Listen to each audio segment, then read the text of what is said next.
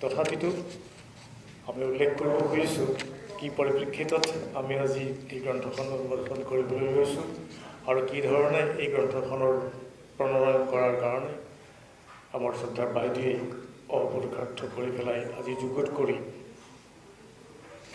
মুকলি কৰাৰ কাৰণে উন্মোচন কৰাৰ কাৰণে আজি এই সন্ধিখনত আমি উপস্থিত হৈছোঁ।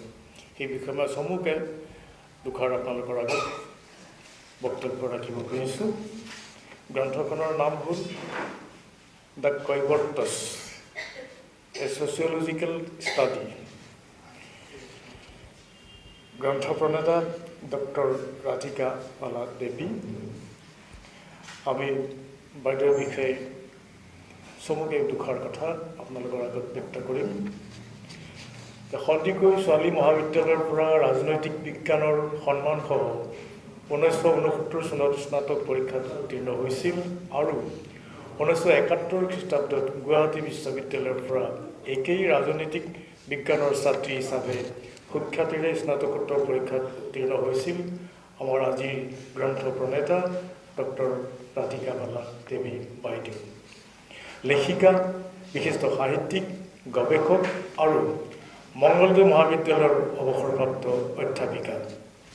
সুখ্যাতিৰে স্নাতকোত্তৰ পৰীক্ষাত উত্তীৰ্ণ হৈয়েই মংগলদৈ মহাবিদ্যালয়ত দুবছৰ প্ৰবক্তা হিচাপে যোগদান কৰিছিল 1972 চনৰ 12 জুলাইৰ পৰা। তাৰ পিছত 1975 চনত গোৱালপাৰা মহাবিদ্যালয়ত ৰাজনৈতিক বিজ্ঞান বিষয়ৰ প্ৰবক্তা হিচাপে যোগদান কৰিছিলে। গোৱালপাৰা মহাবিদ্যালয়ত অধ্যাপনা কৰি থকা অৱস্থাতে গুৱাহাটী বিশ্ববিদ্যালয়ৰ ডক্টৰ নীৰ হাজৰিকাৰ অধীনত দৰং জিলাৰ the Kaibartas of the Darrang district in Assam, a sociological study শীৰ্ষক বিষয়ৰ ওপৰত গৱেষণা কৰি ডক্টৰেট ডিগ্ৰী লাভ কৰিবলৈ সক্ষম হৈছিল। 1975 চনৰ পৰা 1994 চনলৈ গোৱালপাৰা মহাবিদ্যালয়ত অধ্যাপনা কৰিছিল। 18 জুন 1996 চনত পুনৰ মংগলদৈ মহাবিদ্যালয়লৈ বদলি হৈ আহিছিল অধ্যাপনা কৰিবলৈ। 30 জুন 2009 চনত আমাৰ আজিৰ গ্ৰন্থ প্ৰণেতা ডক্টৰ ৰাধিকা বালা দেৱীয়ে অধ্যাপনা বৃত্তিৰ পৰা অৱসৰ গ্ৰহণ কৰিছিল। অধ্যাপনাৰ মাজত থাকিও বহু শৈক্ষিক, সামাজিক, সাংস্কৃতিক আৰু মহিলা সমতা ছ'চাইটি আদিৰ দৰে সংস্থাৰ সৈতে নিৰৱচ্ছিন্নভাৱে সমাজত সেৱা আগবঢ়াই আহিছে। গুৱাহাটীৰ পৰা প্ৰকাশিত অসমৰ আগশাৰীৰ ইংৰাজী কাকত, দ্য আছাম ট্ৰিবিউন ইত্যাদি বহু কাকত আলোচনীত বহুমূলীয়া প্ৰবন্ধ পাতি প্ৰকাশ কৰিছিলে।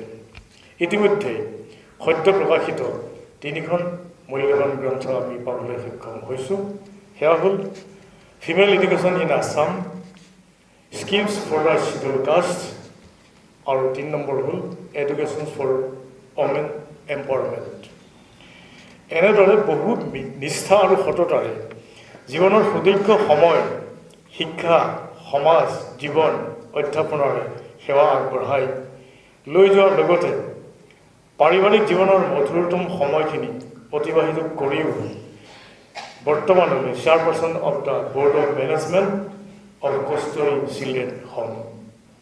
আজিৰ গ্ৰন্থ প্ৰণেতা আমাৰ সকলোৰে অতি শ্ৰদ্ধা আৰু মৰমৰ ডক্টৰ ৰাধিকা দেৱী বাইদেউক লৈ আজি আমি গৌৰৱান্বিত। বাইদেউৰ সুস্বাস্থ্য আৰু দীৰ্ঘায়ু কামনা কৰিছোঁ। ঈশ্বৰে মংগল কৰক। আৰু গ্ৰন্থখন উন্মোচন কৰিবৰ কাৰণে মই অনুৰোধ জনাম সাংস্কৃতিক সঞ্চালকালয়ৰ সন্মানীয় সঞ্চালক ৰাহুল দাসদেৱক।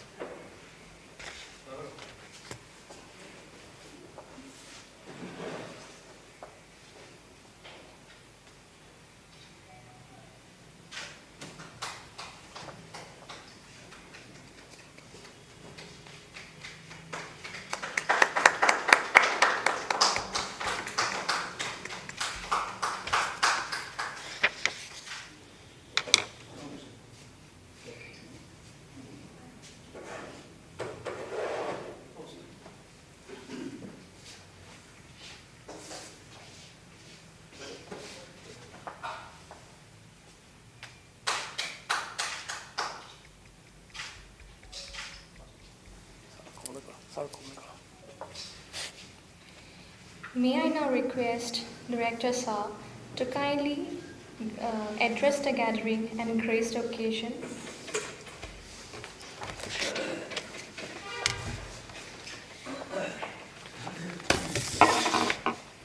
ধন্যবাদ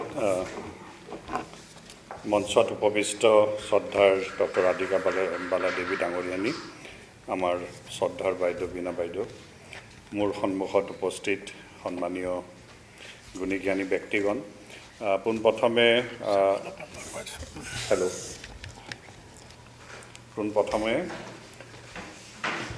আমি অসম চৰকাৰৰ সাংস্কৃতিক সঞ্চালকৰ তৰফৰ পৰা কৃতজ্ঞতা যাচিছোঁ খুব সুন্দৰকৈ শুনিব পাৰিছেনে বাৰু আৱাজ আহিছে খুব সুন্দৰকৈ এখনি গ্ৰন্থ আমাৰ বিশিষ্ট লেখিকা শ্ৰদ্ধাৰ ডক্টৰ ৰাধিকা বালাদেৱীৰ দ্বাৰা আজি এই সুযোগ দিছে আমাক উন্মোচন কৰিবলৈ আহি ইয়াতে উপস্থিত হৈছোঁ নিশ্চয়কৈ গ্ৰন্থখনৰ নামেই যিটো পৰিচয় মই ভাবোঁ the Koibortos as sociological study. He said it is an empirical study and the result of a long association with Koibortos. আৰু মোৰ অনুভৱ যে এনে ধৰণৰ গ্ৰন্থ লিখোঁতাজনক লেখিকা বাইদেউই তেওঁৰ এছ'চিয়েশ্যন নোহোৱাকৈ এনেধৰণে গ্ৰন্থ এখন ষ্টাডি কৰি ওলাবলৈ ইমান ধুনীয়াকৈ কোনো সক্ষম নহ'ব আৰু নিশ্চয়কৈ এনেধৰণৰ গ্ৰন্থই ভৱিষ্যত প্ৰজন্মক এই জাতিটোৰ প্ৰতি যিখিনি জানিব লগা থাকে যিখিনি তেওঁ ইয়াতে ৰিচাৰ্চ কৰিছোঁ মই দেখিছোঁ বহুখিনি কথা সন্মিলিত কৰি এখন গ্ৰন্থ উপস্থাপন কৰিছে আৰু আশা কৰোঁ এইখনে সমাজ জীৱনত যিটো গেপ আছিল এই জাতিটোৰ বিষয়ে যিখিনি জানিব লগা কথা আছিলে নজনা কথা আছিলে এইখিনি নিশ্চয়কৈ গ্ৰন্থৰ জৰিয়তে জানিব আৰু পুনৰবাৰ কৃতজ্ঞতা যাচিছোঁ আৰু এইখিনিয়ে কৈ বাইদেউক পুনৰবাৰ ধন্যবাদ যাচিছোঁ শুভেচ্ছা যাচিছোঁ আৰু এইখিনি কৈ মই গ্ৰন্থ উন্মোচন হোৱা বুলি ঘোষণা কৰিছোঁ ধন্যবাদ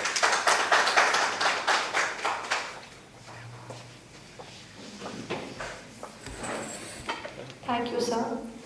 May I now request Bina Baidu to kindly come here and grace the audience with a few words.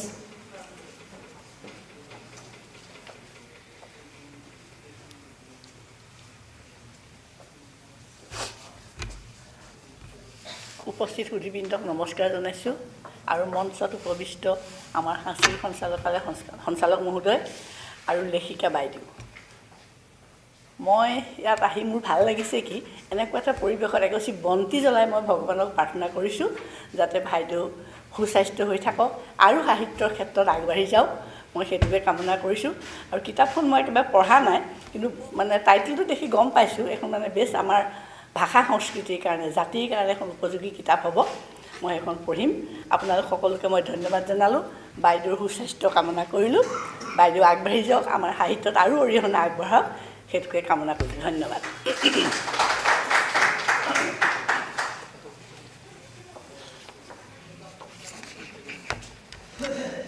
Thank you, Baidu. Now may I now request Radhika Baidu to share her valuable thoughts and address the audience.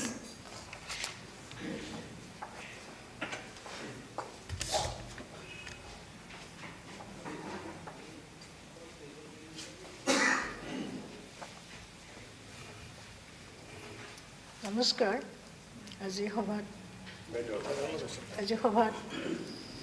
সভাগৃহত উপস্থিত সকলোকে মোক আন্তৰিক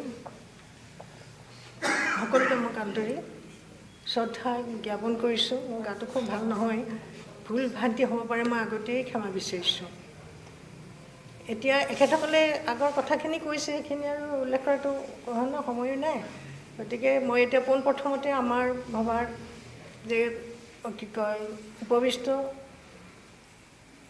সভাৰ কি কয় ডেৰেছত উপস্থিত সঞ্চালক প্ৰধান দাসদেৱক মোৰ আন্তৰিক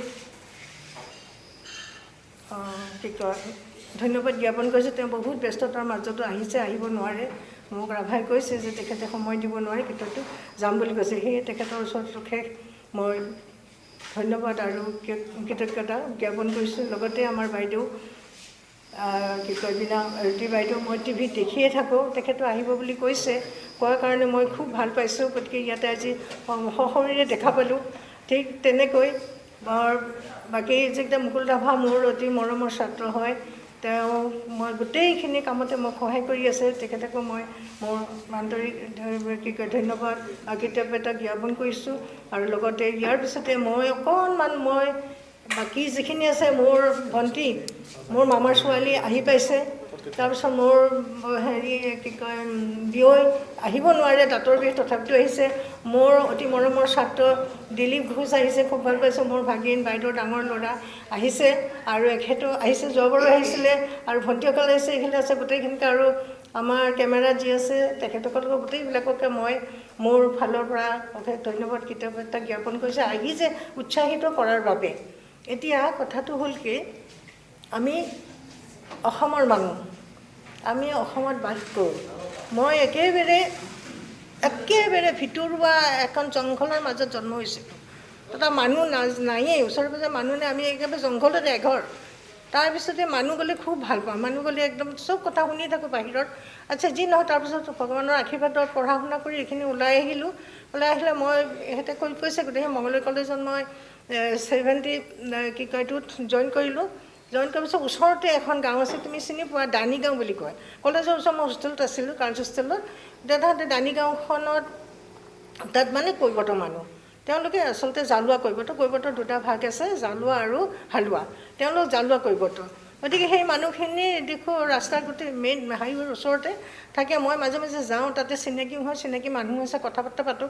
কিন্তু তেখেতসকলৰ বস্তুবিলাক আমাৰ দৰঙৰ যিবিলাক অসমীয়া মানুহ, তেওঁলোকৰ লগত নিমিলে। তেওঁলোকৰ ভাষাটো সম্পূৰ্ণ উজনিৰ ভাষা, খুব শুদ্ধ ভাষা কয়। তেওঁলোকে আমাৰ দৰঙৰ ভাষাটো নকয়। ঠিক তেনেকৈ তেওঁলোকৰ ধুতি নীতি আটক কাইদাবোৰ মানে বহুত বেলেগ ধৰণে বহুত উন্নত। তেতিয়া মই তেখেতসকলক সুধিছোঁ, আচ্ছা আমাৰ যে আপোনালোকে দৰঙৰ মানুহ, কিন্তু দৰঙী ভাষা যে আপোনালোকে নকয়, কিয়নো আপোনালোকে ইমান সুন্দৰ লিখিত ভাষা কয়? তেতিয়া তেওঁলোকে কৈছে, নাই আমি ইয়াৰে নহয়, আমি উজনিৰ মানুহ। মানে যেতিয়া আক্ৰমণ কৰিছিল, তেতিয়া আমাৰ পূৰ্বপুৰুষবিলাক ভাগি ইয়ালৈকে আহিছিলে, আৰু নামনিত আমি আছোঁ। সেইকাৰণে আমাৰ যিটো সংস্কৃতি বা সংস্কাৰ বা কালচাৰ, সাহিত্য, কি কয় এইটো ভাষা, সেইটো আমাৰ উজনিৰ লগত সেইবিলাক কথা। তেতিয়াই মোৰ এটা চিন্তা হ'ল যে এইটো আৰু বহুতো কথা আছে, এইবোৰ মই নকওঁ। গতিকে তেতিয়া মই যেতিয়া থাকিলোঁ, মই ছ'চিয়লজি আছিলে মোৰ কি কয় ML মই কি কয় ছ'চিয়লজি পেপাৰখন দিছিলোঁ। মই এতিয়া ভাবিছিলোঁ মই এটা গৱেষণা কৰিব ভাবিছোঁ। মোৰ দাদা এজন আছে, নগেন শৰ্মা, তেওঁ গৱেষণা কৰাই, তেওঁ মোক কৈছিলোঁ তই দেখোন পাৰিবি ছ'চিয়লজি। তাৰপিছত সেইকাৰণে মই ভাবিলোঁ সেই মানুহখিনি গোটেইখিনি লাইফষ্টাইলৰ বিষয়ে গোটেইখিনি অকণমান বুজি ল'লোঁ। লৈ উঠি তাতে কিন্তু মঙলদৈ কলেজত মই ভেকেঞ্চিত আছিলোঁ, তাৰ পৰা ওলাই তাৰপিছত মই এতিয়া চাকৰি বাকৰি নাই, এতিয়া বিয়া বাৰু হ'ল, চাকৰি নাই, একো নাই, কি কৰিম, একো কৰিব নোৱাৰোঁ। তাৰপিছত গোৱালপাৰা কলেজৰ পৰা এটা এডভাৰ্টাইজমেণ্ট পালোঁ, তাত মই এপ্লাই কৰিলোঁ। তাক মই এপইণ্টমেণ্ট দিলে। মই সৰু ছোৱালীজনী, বাচ্ছা অকণ 8 মাহ, তাইক কোলাত লৈ মই গোৱালপাৰালৈ গুচি গ'লোঁ। তাতে মই 20 বছৰ আছোঁ। তাত গোৱালপাৰাত থকাৰ পিছতো তাত নোৱাৰোঁ একো কৰিব। এতিয়া 87ত মই আকৌ যত্ন কৰিলোঁ যে মই এইটো কৰিবই লাগিব। তেতিয়া আমাক লগাও হৈছে যে কলেজ টিচাৰবিলাকক সেইটো এটা কোৱালিফিকেশ্যন হিচাপে ধৰিছে। গতিকে 87ত মই আৰম্ভ কৰিলোঁ। 87ত আৰম্ভ কৰি মইতো মঙলদৈত আহিয়ে থাকোঁ। গতিকে আমি গোটেই আলোচনা কৰি ক'লোঁ যে দৰং ডিষ্ট্ৰিক্টত আমাৰ যিখন কৈৱৰ্ত সমাজ আছে, এই সমাজখনৰ ওপৰতে মই ছাবজেক্টটো লওঁ। তাৰপিছত নিৰু হাজৰিকা বাইদেউৰ ওচৰলৈ আহিলোঁ ইউনিভাৰ্চিটিত। বাইদেৱে ক'লে হ'ব, তুমি ল'ব পাৰা। কৰিলোঁ। কিন্তু আচলতে তেনেকুৱা নাই, ডাটাবিলাক তেনেকুৱা শুদ্ধ ডাটা পাবলৈ নাই। কিন্তু তথাপিতো মই কিতাপ কিছুমান গোটাই লৈ পঢ়িলোঁ যে ইয়াতে তেওঁলোকৰ যিটো অৰিজিন, মূলটো কথা শুনিলে আপোনালোকে আচৰিত হ'ব যে কৈৱৰ্ত সমাজখনৰ মূলটো মহাভাৰতত সুন্দৰকৈ লিখা আছে। মহাভাৰতত সুন্দৰকৈ লিখা আছে। তাত পৰাশৰ মুনিৰ নাম আপোনালোকে শুনিছে? পৰাশৰ মুনি, এইখিনি কথা নক'লে নহয়, কাৰণে কৈছোঁ, সময় লৈছোঁ, বেয়া নাপাব। পৰাশৰ মুনি য়ং এজন ঋষি। তেওঁ যমুনাৰ পাৰলৈকে আহিছিলে। তাতে দেখিছে এজনী বৰ ধুনীয়া ছোৱালী, ডিপ লিপ ছোৱালী। তেওঁ প্ৰেমত পৰি গ'ল। তাৰপিছতে তেওঁ দেখিছে যে ছোৱালীজনী একদম মাছ গুণ, বিৰাট গুণ। তেতিয়া তেওঁ স্পিৰিচুৱেল পাৱাৰে তেওঁ কি কৰিলে, মাছৰ গুণটো গুচাই পদ্মগন্ধা কৰিলে। তেওঁ বিয়া হ'ল। আৰু তাৰপিছতে তেওঁৰ কি হ'ল, হ'ল সেইটো আৰু বেকগ্ৰাউণ্ড আছে, নকওঁ আৰু নে লাগিব? তাৰপিছত আচলতে অৰিজিনটো লাগেতো। তাৰপিছত ধীবৰ আছিলে। ধীবৰে আচলতে মাছ মাৰি থাকোঁতে বিৰাট ডাঙৰ এটা পুঠি মাছ পাইছিলে। মাছটো ধৰি আনিলে, ধৰাৰ পিছতে কি মাছটোৱে কি কৰিলে, দুটা সন্তান জন্ম দিলে, এজনী ছোৱালী আৰু এটা ল'ৰা। তেতিয়া ধীবৰে দেউতাই আচৰিত হৈ গ'ল। তাৰপিছত মাছটো মানে উঠি গুচি গ'ল। তাৰপিছতে ধীবৰে সেই দেশৰ যে ৰজা আছিল, ৰজা সন্তানহীন আছিলে, এতিয়া ৰজাৰ ওচৰলৈ লৈ গ'ল। ৰজাৰ ওচৰত লৈ গৈ ক'লে যে পুত্ৰটো মানে ক'লে যে মই পুত্ৰটো ৰাখিম আৰু ছোৱালীজনী তই লৈছা। এতিয়া ধীবৰে লৈ গ'ল। লোৱাৰ পিছতে সেই যে মানে মৎস্যগন্ধা প্ৰেমত কোন পৰিলে, পৰাশৰ মুনি, ইয়ং মানে ঋষি। তাৰপিছতে কাৰ জন্ম হ'ল, বেদব্যাসৰ জন্ম হ'ল। পদ্মগন্ধাৰ গৰ্ভত বেদব্যাস, আপোনালোকে জানে নহয় বেদব্যাসৰ কথা। বেদব্যাসে কি কৰিছে, যিখন গীতা আমাৰ উত্তম শাস্ত্ৰ, ধৰ্মৰ উত্তম যিখন শাস্ত্ৰ, সেইখন হ'ল গীতা ভাগৱত। গীতা ভাগৱত কোনে ৰচনা কৰিছে, মূলতে বেদব্যাসে। এতিয়া এই পৰাশৰ মুনি আৰু বেদব্যাসৰ মুনিৰ মহাভাৰতত কোৱা মতে এওঁলোক বংশধৰ, এইবিলাক কৈবৰ্তছ। গতিকে চাওক, সেইটো গ'ল। তাৰপিছতে যিবিলাক ব্ৰাহ্মণিকেল এডমিনিষ্ট্ৰেশ্যন আহিলে, ব্ৰাহ্মণবিলাক হেৰি কৰিলে, ব্ৰাহ্মণিকেল এডমিনিষ্ট্ৰেশ্যন আহিলে, ব্ৰাহ্মণিকেল এডমিনিষ্ট্ৰেশ্যন মনু সংহিতাৰ কথা আপোনালোকে শুনিছে। মনুক কি ক'লে, দায়িত্ব দিয়া হ'ল, কাৰণ খেলি মেলি কাৰণ জানে ভাৰতবৰ্ষত আৰ্যসকল কিছুমান মানুহে আহিছিলে, বেছি অহা নাছিল। গতিকে বাকীটো ইয়াৰে থলুৱা মানুহ আছিল, দ্ৰাবিড় সেনত একেবাৰে কেওছ এণ্ড কনফ্লিক্ট। তেতিয়া ব্ৰাহ্মণবিলাকে যিটো লেজিছলেশ্যন কৰি উঠে, কাক কয়, ৰজাক গোটেইখিনি নিৰ্দেশ দিয়ে। তেতিয়া আৰু আধ্যাত্মিকতাৰ ওপৰতে চলে, ধৰ্মৰ ওপৰতে।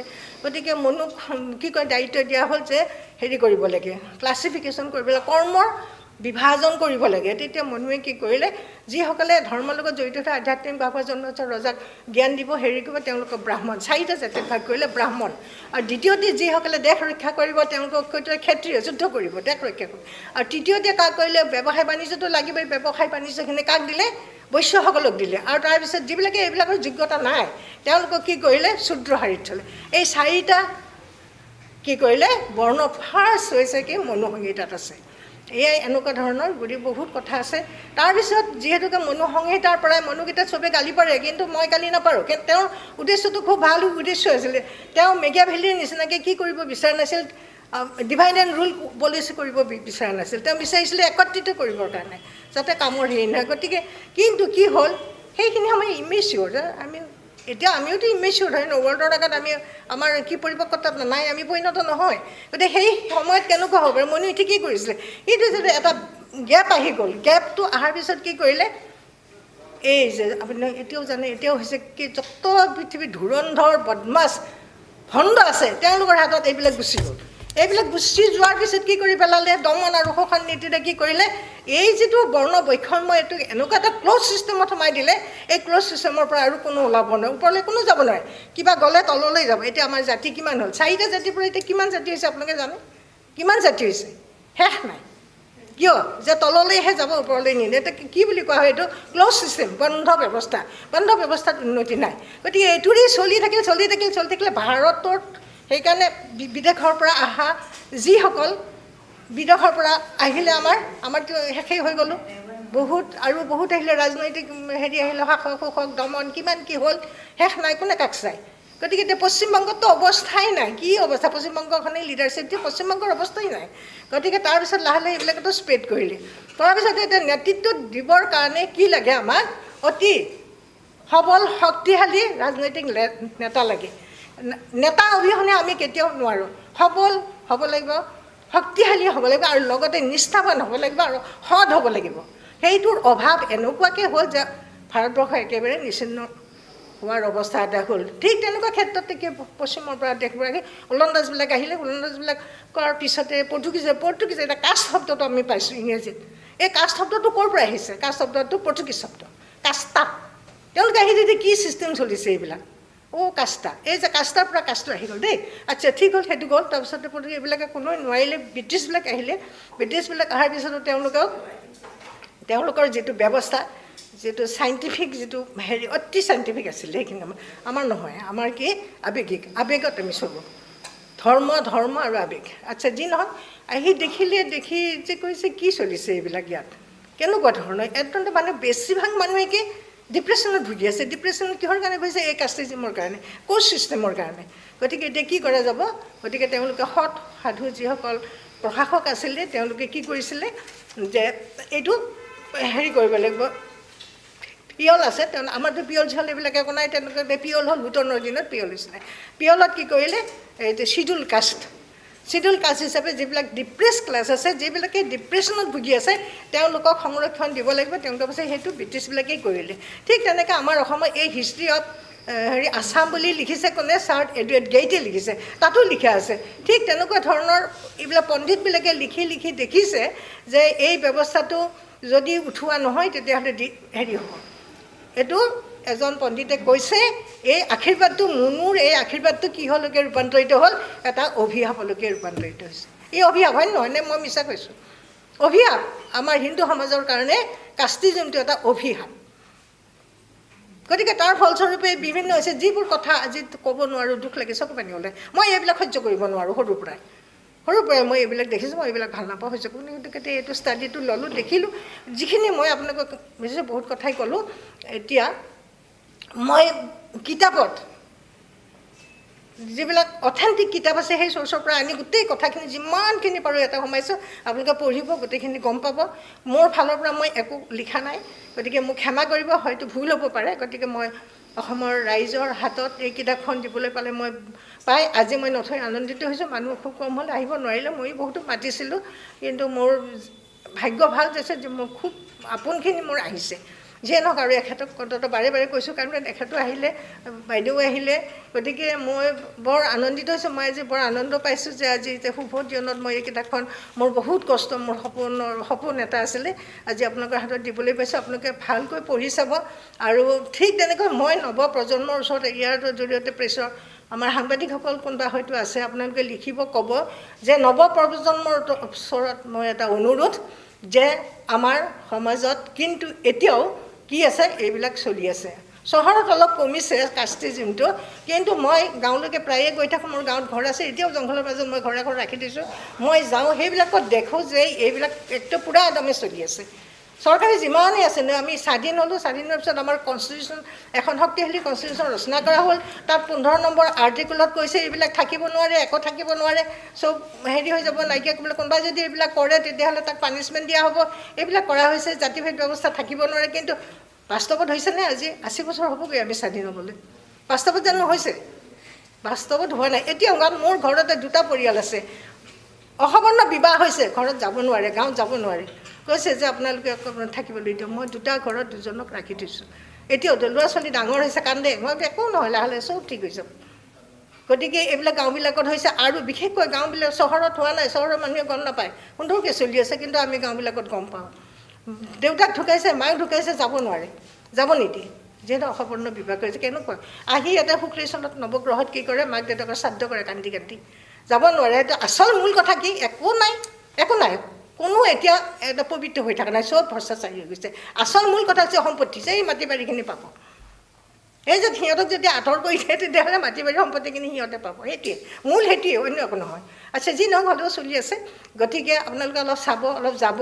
আৰু ইয়াৰ পিছতে দেখিছোঁ আমাৰ বৰ্ডাৰ এৰিয়া যিবিলাক আছে, সীমান্ত অঞ্চলৰ অৱস্থা নাই। চৰকাৰে আমাৰ বহুত দিছে গৈছে, কিন্তু তেওঁলোকে পোৱা নাই। গাঁৱৰ মানুহেও কিছুমান পোৱা নাই। কিন্তু তাৰ মূল কাৰণটোৱে হ'ল কি? পাব্লিচিটিৰ অভাৱ।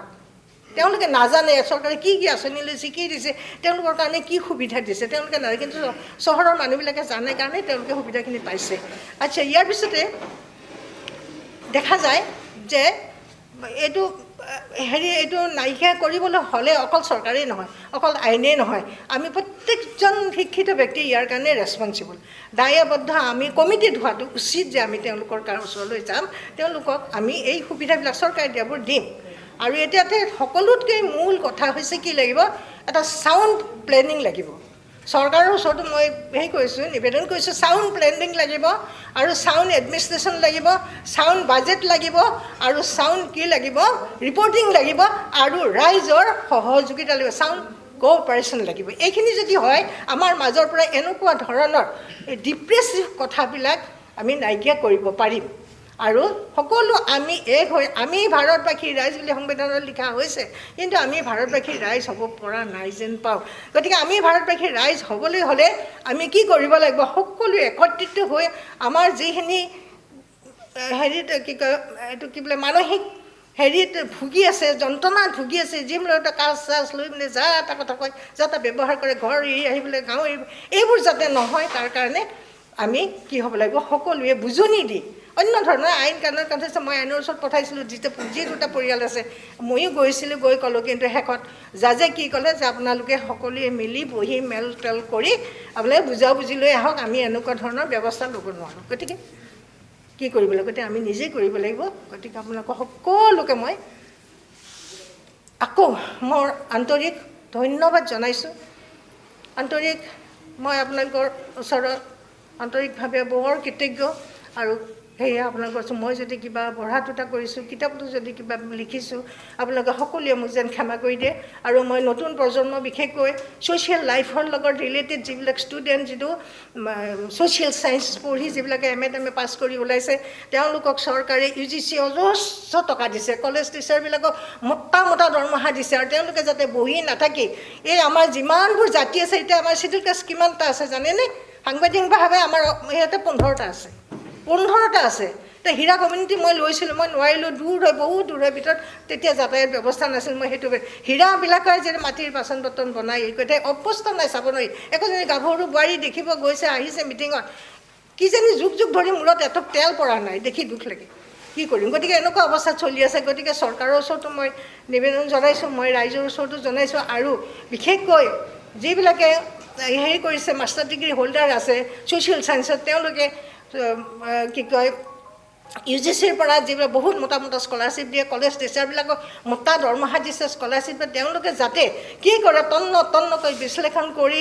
মৌলিক তথ্যৰ ওপৰত ভিত্তি কৰি আমাৰ যিসকল কাষ্ট আছে তেওঁলোকৰ ওপৰত যাতে গৱেষণা কৰে আৰু গৱেষণা পেপাৰ তেওঁলোকে প্ৰকাশ কৰে গতিকে মই সকলোৰে ওচৰত আকৌ ক্ষমা বিচাৰি আৰু সকলোকে আন্তৰিক শুভেচ্ছা জনাই এইখিনি সুবিধা দিয়াৰ কাৰণে ইমান কষ্ট কৰি আপোনালোক আহিছে সুবিধা দিছে সেই তাৰ কাৰণে মই অশেষ কৃতজ্ঞ হৈছোঁ আৰু আপোনালোকৰ পৰা আশীৰ্বাদ বিচাৰিছোঁ আৰু আপোনাৰ সকলোকে মোৰ শুভেচ্ছা থাকিল ভগৱানৰ ওচৰত মোক এইখিনি মোৰ মা দেউতা আৰু মই যিজন নেদেখাজনৰ শক্তিতহে মই এইখিনি হেৰি কৰিব পাৰিছোঁ তাৰ বাহিৰে মোৰ একো নাই মোক কোনো কিবা এটাই মই এনে বিশ্বাস কৰি কিবা এটাই মোক চলাই আছে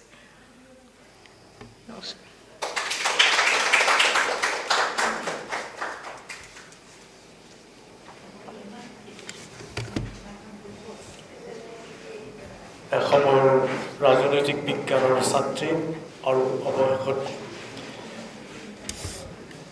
ৰাজনৈতিক বিজ্ঞানৰ জ্যেষ্ঠ প্ৰবক্তা হিচাপে অৱসৰ গ্ৰহণ কৰাৰ পিছত যিখন গ্ৰন্থ আমাক উপহাৰ দিলে যথেষ্টখিনি কথাই আমি জানিবলৈ সক্ষম হৈছোঁ আৰু কম সময়ৰ ভিতৰত এখন মহাভাৰতৰ যুদ্ধৰ পৰা আৰম্ভ কৰি আজিৰ এই পৰিপ্ৰেক্ষিতত থকা আমাৰ সমাজ জীৱন সামাজিক সাংস্কৃতিক পৰম্পৰা ঐতিহ্য সকলোখিনি কথা সামৰি আমাক গ্ৰন্থখনৰ ওপৰত থকা চিন্তাধাৰা অতি সাৱলীল ভাষাৰে ব্যক্ত কৰিছে বাইদেউলৈ পুনৰ মই আন্তৰিক শুভেচ্ছা আৰু শ্ৰদ্ধা নিবেদন কৰিছোঁ আমি কিছু কথাৰ পিছত আমাৰ আৰু অনুষ্ঠান সামৰিম মই বাইদেউৰ এই অনুষ্ঠানটোত আমি আমন্ত্ৰিত কৰি অনা বিশেষ দায়িত্ব অৰ্পণ কৰিছোঁ আমি মোৰ ফালৰ পৰা এখন সৰু অংগবস্ত্ৰ মই প্ৰদান কৰিব বিচাৰিছোঁ মই প্ৰথমে আমাৰ বন্তি প্ৰজ্বলক বীণা বাইদেউলৈ এখন ৰাভাসকলৰ ফুলাম পাজাৰেৰে মই আদৰণি জনাব বিচাৰিছোঁ বাইদেউৰ অনুষ্ঠানটোত মই অলপ কেৱল নিজৰ ফালৰ পৰা আদৰণি জনাইছোঁ এখন পৰম্পৰাগত ৰাভাসকলৰ ফুলাম পাজাৰেৰে